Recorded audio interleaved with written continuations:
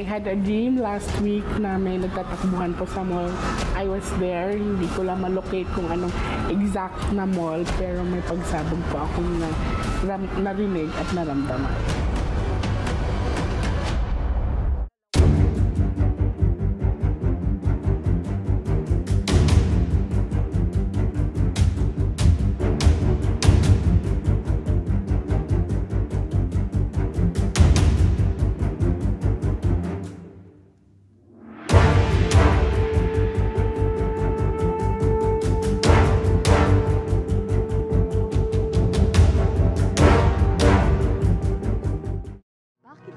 Tinatawag si Jay Costura bilang Nostradamus ng Pilipinas.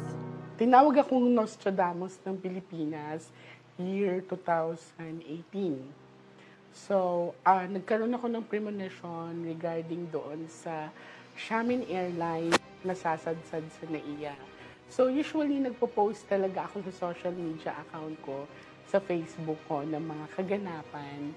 So, mga warning signs. That was the first time na nag-viral siya regarding doon sa Xiamen Airline. Kasi specific ako na nag-post doon na merong sasadsad na Asian Airlines sa NAIA. May gumawa ng isang YouTube, tapos I was being tagged as Nostradamus ng Pilipinas.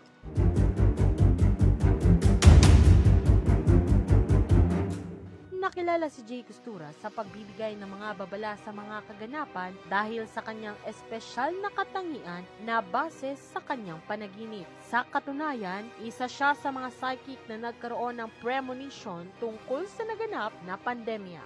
Sa papasok na taon, ito naman ang kanyang prediksyon. Let's go back muna sa year 2020.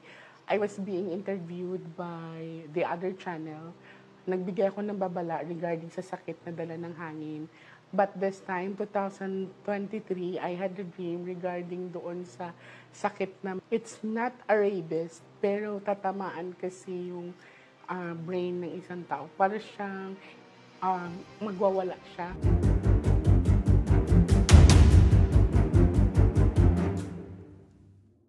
Farmers in the Philippines are left devastated due to the extreme temperatures that have put their crops and livelihood at risk. Climate changes nandiyan, so makakaranas tayo ng matinding tag-init, guys.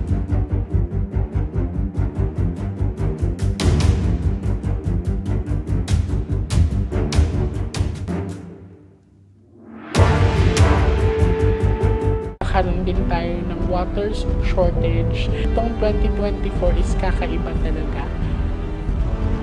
CTRRMO together with our Shenro went around the city and made sure how many were affected. City Mayor Michael Rama made a declaration that the city is under a state of water crisis.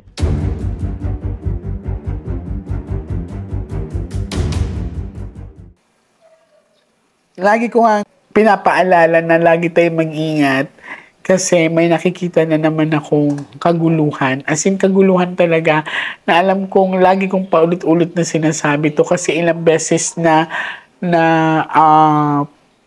pinapanaginip sa akin.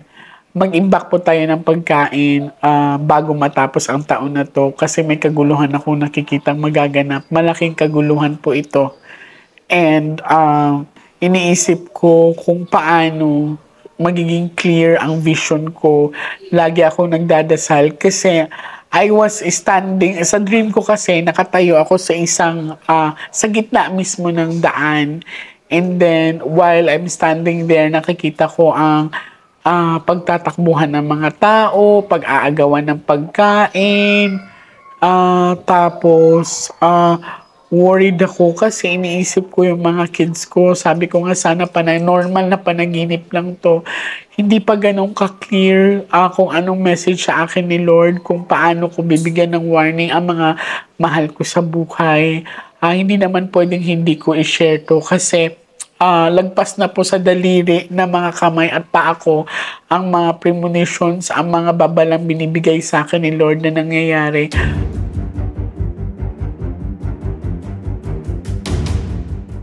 sa politics. So sa nakikita ko at nararamdaman ko, medyo magulo.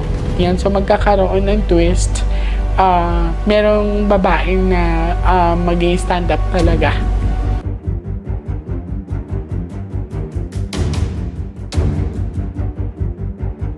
May gulo ako nakikita sa ibang bansa talaga na which is affected yung mga Filipino community natin ngayong taon. Isang singer na magkakaroon ng pregnancy this year.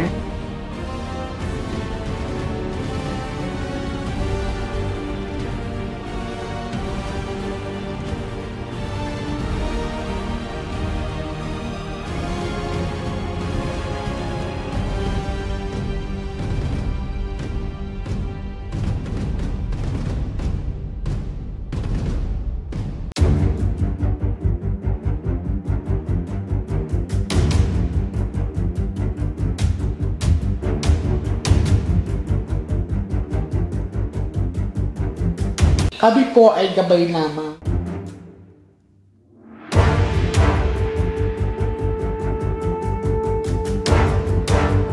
Kailangan din natin paghandaan.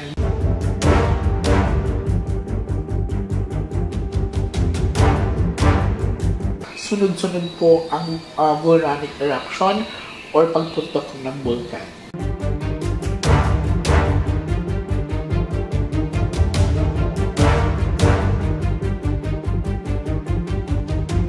Nagkaroon ng panibagong pagsabog ang Bulkang Taal kaninang umaga, pinakamalakas kumpara sa dalawang naunang minor phreatomagmatic eruption nitong Oktubre.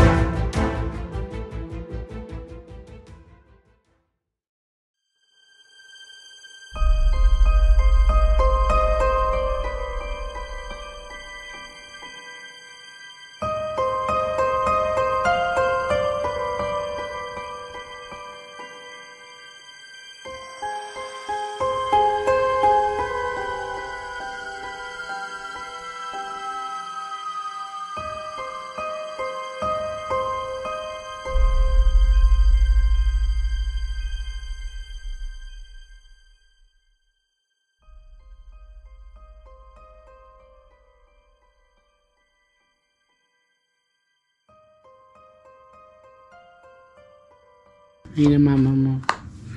May pag-aaway nga. Pagdududa. Pagsiselos. Pera.